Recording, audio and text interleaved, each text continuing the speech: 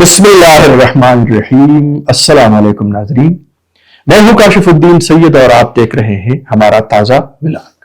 ناظرین، آج ہم بات کریں گے ایک ایسے مسئلے پر جو خبروں میں تو ہے لیکن اس کے اصل اثرات شاید ہم میں سے بہت کم لوگ سمجھ پا رہے ہیں، یعنی پاک افغان بارڈر بندش کو پورے 100 دن مکمل ہو چکے ہیں۔ 100 دن یعنی 3 مہینے سے زیادہ کا عرصہ، اور اس دوران صرف سرحد ہی بند نہیں رہی بلکہ تجارت، روزگار، علاج اور ہزاروں خاندانوں کی امیدیں بھی بند ہو کر رہ گئی۔ آج کے اس ولاگ میں ہم تفصیل سے اس پر بات کریں گے کہ کن شعبوں کو کتنا نقصان ہوا، پاکستان اور افغانستان دونوں میں کون سب سے زیادہ متاثر ہوا، اور آخر اس بندش کا خمیازہ عام آدمی کیوں بھگت رہا ہے۔ تو ویڈیو کو آخر تک ضرور دیکھیے گا۔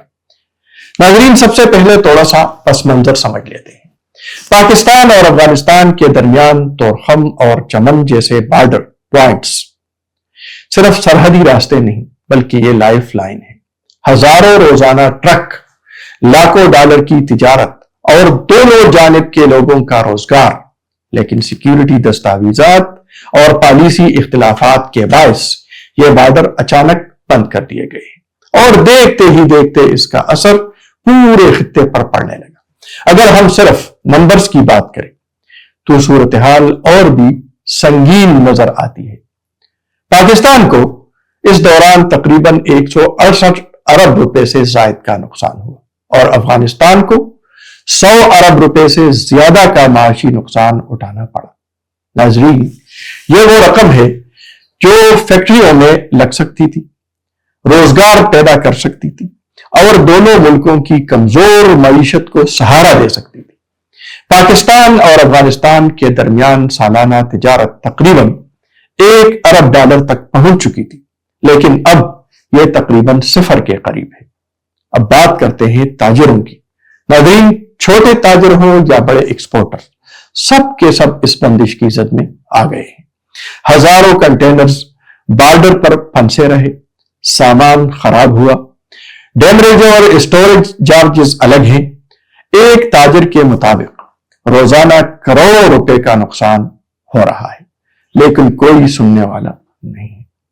یہ وہ تاجر ہیں جو سیمنٹ، چاول، آٹا، گھی اور دیگر ضروری اشیاء کے ساتھ ساتھ دوائیں بھی افغانستان بھیجتے تھے۔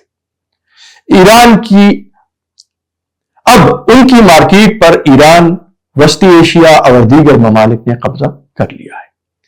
ناظرین، سب سے دردناک صورتحال زرعی شعبے کی ہے۔ افغانستان کے انگور، انار اور سیب ظاہر ہے کہ وہ وہاں پر خراب ہو گئے، وہ پاکستان کے راستے دنیا کو پہنچتے تھے، اور اب پاکستان کی سبزیاں، ٹماٹر، بلکہ ساتھ ساتھ کینو اور مالٹا بھی خراب ہوا، اور پیاز کی فصل بھی، پیاز کی پیداوار بھی متاثر ہوئی۔ یہ سب پیرشیبل آئٹمز ہیں، یعنی دیر نہیں لگتی خراب ہونے میں۔ اندازوں کے مطابق صرف افغانستان کو 50 ملین ڈالر کے پھل ضائع ہونے کا نقصان ہوا، اور پاکستان کو روزانہ 20 سے 30 لاکھ ڈالرز کا زرعی نقصان ہو رہا ہے۔ یہ وہ نقصان ہے جس کا اثر کسان پر پڑتا ہے، منڈی پر پڑتا ہے، اور آخر میں اس کا اثر عام صارف پر پڑتا ہے۔ اس لیے ہم نے حالیہ مہینوں میں سبزیوں اور پھلوں کی قیمتوں میں اضافہ دیکھا۔ ناظرین، بارڈر صرف تجارت نہیں، یہ روزگار کا مرکز بھی رہتا ہے۔ Truck driver, loader, clearing agents, hotel اور قریبی دکاندار، ان 100 دنوں میں ہزاروں افراد بے روزگار ہو چکے ہیں۔ سرحدی علاقوں کی معیشت تقریباً مفلوج ہو چکی ہے۔ ایک ڈرائیور کا کہنا ہے کہ بارڈر بند ہے تو ہمارے چولہے بھی بند ہیں۔ ناظرین، اس بندش کا ایک انسانی پہلو بھی ہے جس پر بہت کم بات ہوتی ہے، اور وہ یہ کہ افغانستان سے ہزاروں مریض، کینسر کے مریض، دل کے مریض، گردوں کے مریض پاکستان آتے تھے، اور یہاں ان کا علاج ہوتا تھا یہاں کے ہسپتالوں میں۔ لیکن بارڈر بند ہونے کے بعد उनका इलाज रुक गया है। अस्पताल भी मुतासिर हुए और कई मरीज बर वक्त इलाज से महरूम रहे। यह नुकसान सिर्फ पैसों का नहीं है, जिंदगियों का नुकसान है। नाज़रीन, सवाल यह है कि क्या बॉर्डर बंद रखना वाकई हल है? क्या नुकसान सिर्फ ताजिरों का है या हम सब इसकी कीमत अदा कर रहे हैं?